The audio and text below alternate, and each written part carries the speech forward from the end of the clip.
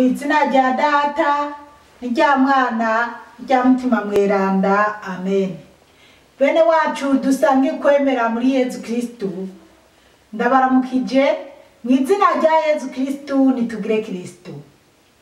Uno munsi dusabikanye ijambo ry'Imana riri muri Bibiliya mu gitabo ca mwene Siraki.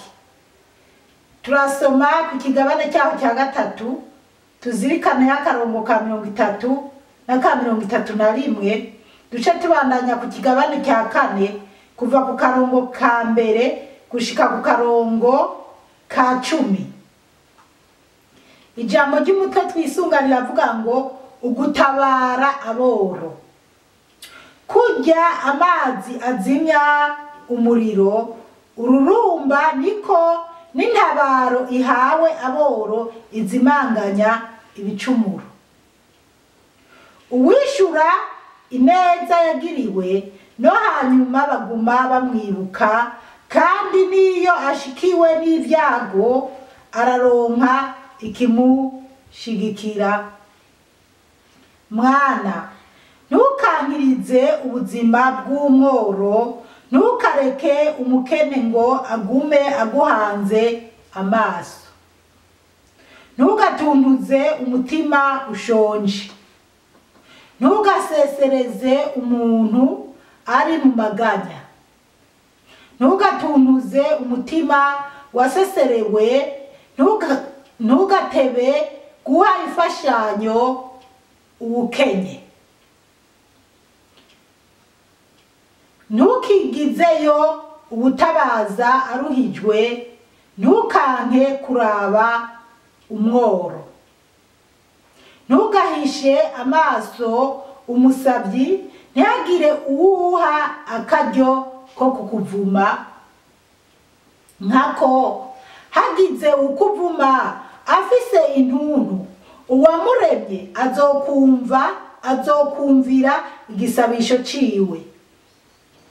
Uritwararika gukundwa mu ikoraniro imbere y'umukuru, wunamike umutwe.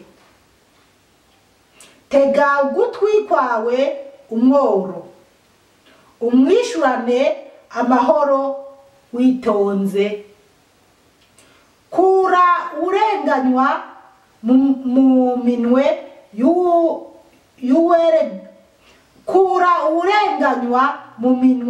y'uwurenganya, ntutinye mu kumutunganiriza. Uraba se w'imfuvyi, nyina wazo umubere nk'umugabo.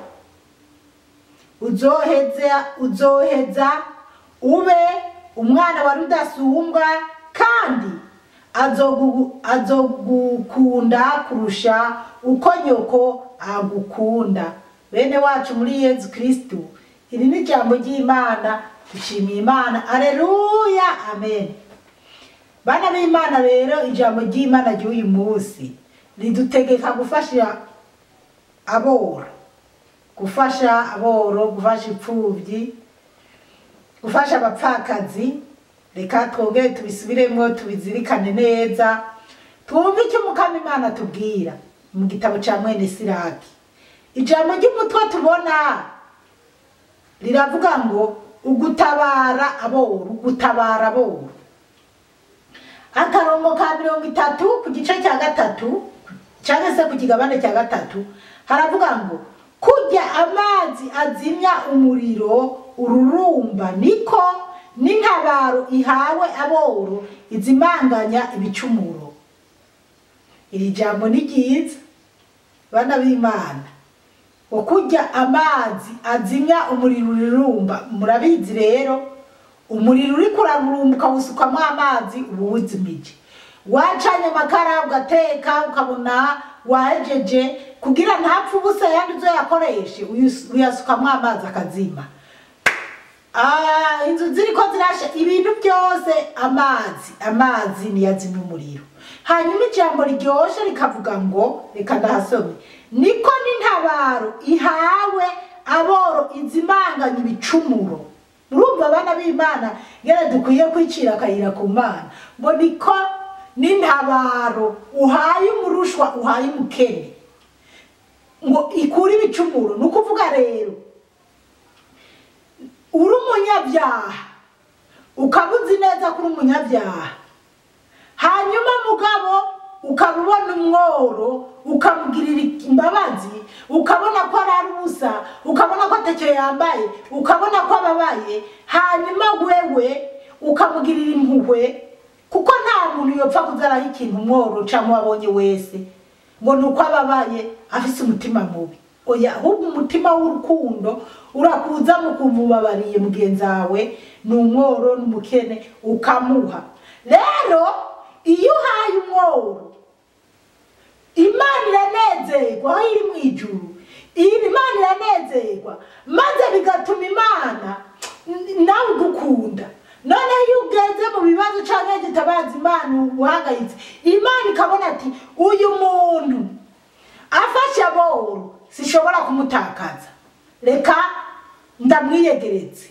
Rero ngo niko n'intabaro uhaye umworo izemanganya ibicumuro. Urumva rero ko Imana ikuraba byiza kubera nawe wagiriye neza aboro. Imana yo mu ijuru iduhe gutahura cyane.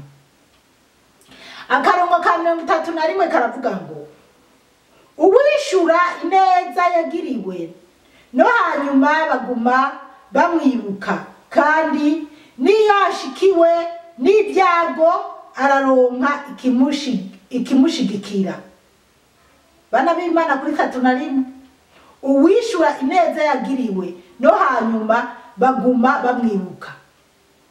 Iyo wagiriwe ineza nawe ukiruka ko umuntu yakugiriye neza, cyangwa ukiruka ko ari Imana yakugiriye neza, erega hari igihe wewe ukora ikintu ukavuga uti uvuga uti nkorera Imana, ukabona ati jewe uyu muntu naho namugurira igitenge ntazonyishura, ntacyo azompa, wowe ukabigirana umutima w'impuhwe. Rero niyo mpamvu nyene n'Imana ikubonamwo ukugira neza ko wagiriwe iyo neza umuntu, nawe Imana rero ikagwirira neza kuko yibuka ibyo wagiriye mugenzi wawe. Rero umuntu naho yoba ari mu bibazo bikomeye cyane ari umukene, arashobora kugirira neza mugenzi wiwe, akabona ati beba mu nkambi hariho umumama twabana atanasenga wanashaka, mugabo abonye abantu bahangayitse, ukabona yinjiye mu nzu abayoreye, arabahaye agafukiwe, arabahaye kubyajya. Si mpora ndamutekereza nkavuga ni kuko ariko aratanga nk'ibintu aho utuntu umuntu, navuga none gabasha nkujya ko nzi nawe ari bisanzwe, we wazocabaho gute? Ariko icyo nabonye nuko nzi ko nabonye ko nawe yagiye agirirwa neza n'Imana. Rero niyo mpamvu Imana yibuka bene uwo muntu. Kandi niyo ashikiwe n'ibyago araronka ikimushigikira. Urumva ko niyo ari mu byago agatabaza Imana ati Mana wombabariye, Imana iramwumva ikamutabara. Canke Imana igakoresha abandi bantu bakamutabara, bakamwumvira nko mu rubanza, bakamufasha ibiki n'ibiki. Ari niyo ashobora kwiyumvira ko ari abo bantu bagize umutima mwiza, ariko ahubwo n'Imana yakoreye mu abajya abantu kugira Imana ikugirire neza nkuko nawe wagiriye neza umuntu w'Imana yarashonje. Kandi mwana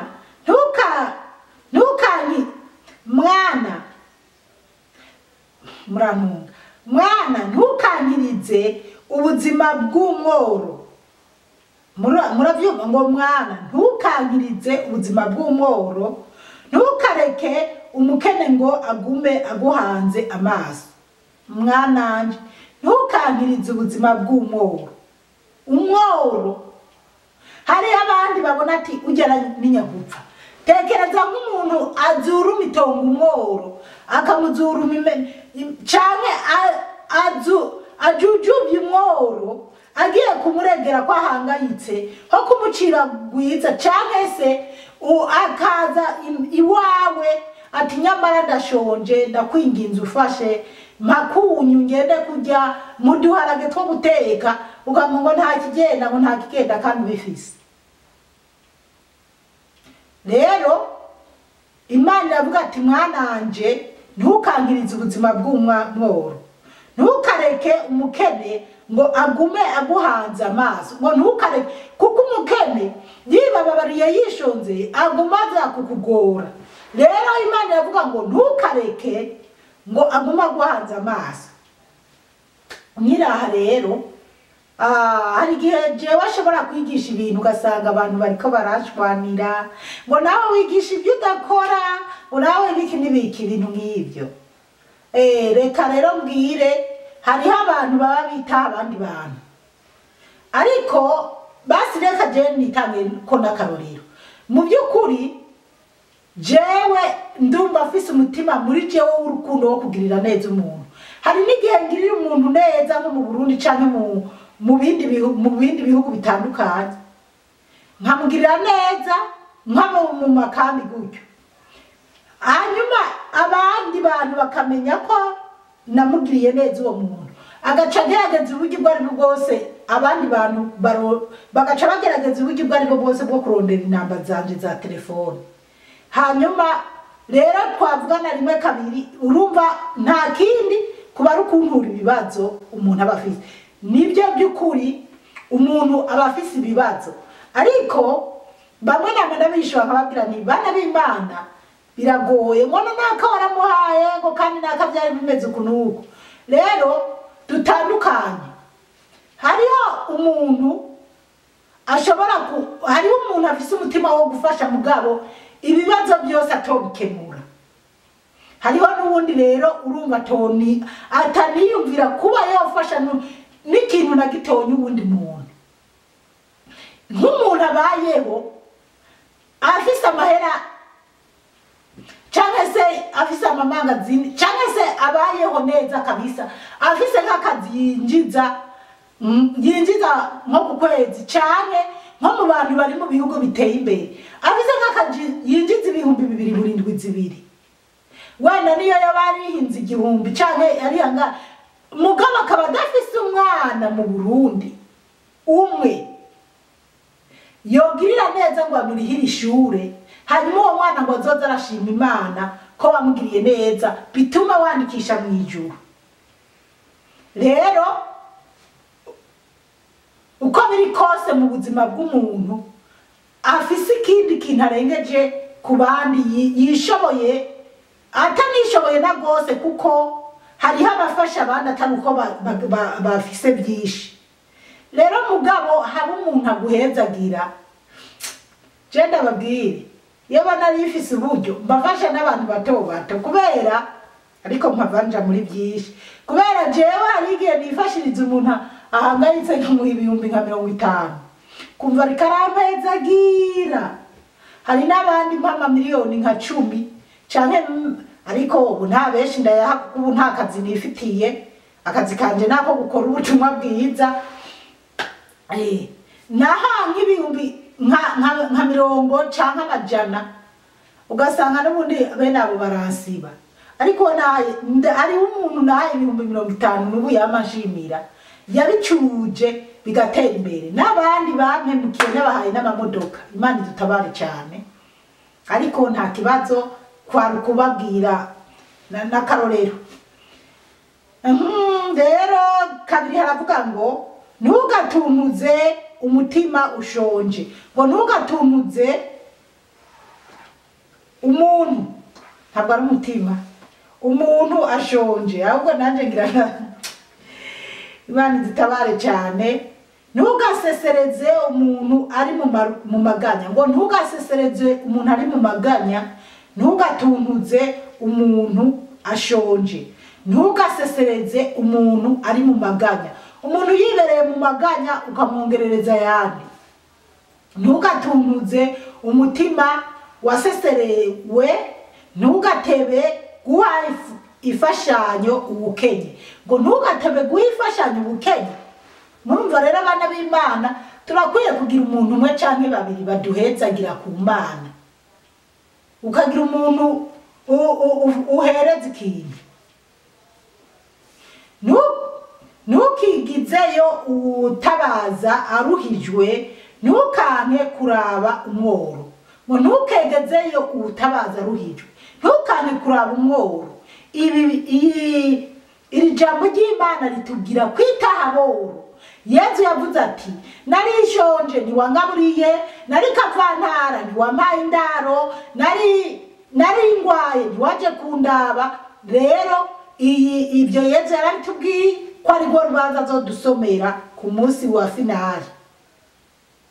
Ariko iri jambo ry'Imana ritubwira kwitaha aboro, kandi muri Bibiliya aboro bagaruka kenshi kuko Imana yabashizeho. Yesu wewe yabwiye Yuda na ba Petero n'abandi iti aboro bobo muzobahorana, mwajeho ntimuzomporana mundabandaba nkuko turamuvuga ari mu ijuru.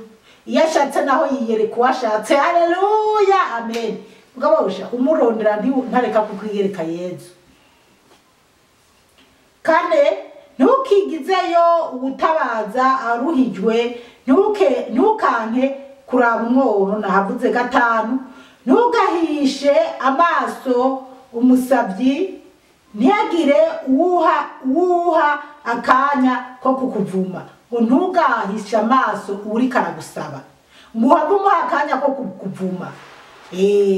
Rero umuntu agusabye, hariho umuntu yoza gusaba kubwira ngo nambe mu maso cyane nyene ukumva utishimiye kumugirira neza. Ariko bana b'Imana rero ngo ntitukabirengagize, ntihagire uwuha akanya ko kukuvuma. Urumva uramwimye kandi azigufise canke uramwimye unabifise, akagenda yidodomba arirababaye akuvuma, Imana irabibona. Ariko hari n'abandi bashaka kubigira umenga umuntu amwimye yo muvuma yogira iki. Nanje nibutse ko ariyo n'abantu bama bamvuma bagize iki. Ariko imivumo ifata biravana niyiba ariyo, biravana. Ariko nyene umuntu ufise ikintu ukamwima, Imana irababara kuko umubabara agize Imana irawumva, bigatuma nawe Imana itakumva. Nkako hagize ukuvuma afise intuntu, uwamuremye azokumvira igisabisho ciwe. Urumva ko hagize ukuvuma afise intuntu, Imana yamuremye yumva igisabisho cy'uwo muntu. Bana b'Imana nogira ko mvuga kandi ngaha kubisanzwe hariho n'imvura iragwa ntikwira imisozi. Hariho abantu bafasha mu by'ukuri kandi bakaba bonaseserezwa n'abandi kuko batarose icyo babaha. Ariko usenga Imana uyisabe kugira ibane nawe, igucangurira bugomba gufasha. Jewe rero byagiye bishikira cyane ku buryo ubu atari Imana yakumishuriye sinogira icyo ndaguha, kuko abantu babari benshi. N'ubu ndasemereye nyimba banazobyumva, abantu muri benshi muntu ibibazo mufise, nkasanga amaudio ni menshi muri telefone, ariko benshi sindi kubishura kubera sinokwishura uwo ari we wese. Rero kuba mvuga ubutumwa bwiza ntibisigura ko nca ndonka n'amahera yo guha abantu cyangwa ibintu byo guha abantu. Mugabe y'Imana ibishatse kandi uwo yashatse irankoresha. Rero muzaze mwibuka mu gitabo cy'ibikorwa by'abatumwa, Petero yabwiye yampumye ariko irasaba ati nta mahera n'ifeza dufise, mugabe icyo dufise mu izina rya Yesu Kristo turakiguha. Ati haguruka utambuke. Rero nanje ibyo afise mu izina rya Yesu Kristo nibyo ntanga. Indwi, uritwararika gukundwa mu ikoraniro imbere y'umukuru wunamike umutwe. Uritwararika gukundwa mu ikoraniro, abantu bagukunde. Gukundwa rero nukuba witwara neza, nuka naho baba kwanga ugasanga ariho bakwanga bake ariko benshi bagukunda. kandi ngo n'imbere y'umutegetsi wuname umwubahe wubaha umutegetsi. Ariko si ukuvuga ko umutegetsi umwubaha akubwiye ngo genda wicuce ugenda kwica, oya. Ariko twubaha abategetsi kuko hariho abantu benshi basuzugura abategetsi bakanabatuka.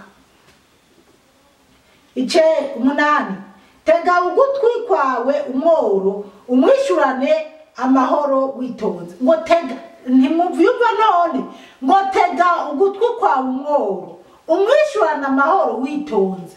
Umwishuye ko atacyo ufise canke ati ninaronka nzoguha, ariko umwishurane amahoro utamukankamye. Ngo ngaha kw'irembo ryanje ngo niho mwama ngo mwama mwaje gusabiririza, mwama mwaje gusabiririza. Hariho abantu batuka bagatuka nabo mu muryango y'iwabo. Mana yo mwijuru, Imana idutabare cyane. Rero ngo twishurane aboro bwitonzi. 9 kura urenganywa mu minwe y'uburenganya, ntutinye mu kumutunganiriza. Ngo ntutinye gutunganiriza uwo bariko baracinyiza. Nk'ubu uyu ni mwene wacu, uyu nawe n'ubundi muntu ntazi, basangiye urubibe. Mwene wacu yaramurengereye, uyu yaje kwitwara, hanyuma kandi ndabona koko mwene wacu ari mu makosa. Reka gushigikira mwene wanyu canke nindeke gushigikira mwene wacu, ahubwo uyu muntu arenganywe ndamugarurira ibyiwe. Rero dukwiye guca imanza zibereye tutarenganije umuntu ngo nuko adafise adupfumbatisha. Imana yo mwijuru tube hafi cyane. 10 urabase w'imfubyi. Ngo urabase w'imfubyi nyina wacu umubere nk'umugabo. Ngo urabase w'imfubyi nyina wabo umubere nk'umugabo. Ariko bana b'Imana, aha naho gutahura neza tukawumva neza. Ntabwo yavuze ngo genda ubese wazijya pfubyi nyina wiwe umubere nk'umugabo nyene ucumucura ufise ubundi mugore, oya. Ahubwo urabe uwo mupfakazi umufashe, wongere ugirire neza izo pfubyi ziwe, kuko mu miryango murazi ko umugore ahapfakarira baramubiwe canke abandi bantu bo mu muryango bagaca bamutoteza bakamutuza. Rero ariko kandi mu miryango hari ibindi usanga umuntu apfakaye muramu wakamucura, ariko bijya bikwiye kuba ko muramu wawe mu umuntu acura mu gihe atarafise umugore, ariko ufise umugore mwapfunze impeta, ntiwemerewe gucura umugore wa mwene wanyu. Murazi ko Yohani Batista Herodi yamwishe kubera ko yari karamubuza ngo ntacure umugore wa mwene wabo Filipo. Urumva rero abama bavuga ngo Bibiliya iremera abagore benshi, oya. Rero umufashe abana ubabere nkase mugabo, kuko hari abandi baca bagenda bakabatera ibibazo bitwaje imirongo, bakabatera ibibazo, bakabatera izindi nda, bakababyara ko bakanabihakana, ingorane yarafise akazongereza. Imana yo mwijuru dutabare cyane. Uzoheza ube umwana wa rudasumbwa, kandi azogukunda kurusha uko nyoko agukunda. Nukuvuga rero niwagirira neza uwo mupfakazi n'izo pfubyi, ngo uzobubaye umwana wa rudasumbwa, uzobubaye umwana w'Imana, kuko wagiriye neza umworo umupfakazi n'imfubyi. Ngo Imana yo mwijuru izogukunda ngo gusumba nyoko yakuvyaye. Imana burya abana b'Imana, Imana yadukunda kuruta ba mama batubyaye. Sinzi ko mubibona canke mubizi. Je ndabizi ko Imana inkunda gusumba. Maze kubona urukundo rw'Imana canke rwa Yesu Kristo rurarenze. Bana b'Imana rero, ijambo ry'Imana ritubwira gufasha boro, kwitaho abababaye, kwitaho abaraye ubusa, kwitaho abagwaye abantu aho nikora. Rero mu byo dutunze ntitukirengagize abora ngo tubafate nabi twanke kubumva. Ego Mukama Imana abahezagire cyane, mwarahezagiwe n'Imana. Ku izina rya Data, rya Mwana, rya Mutima Mweranda. Amen.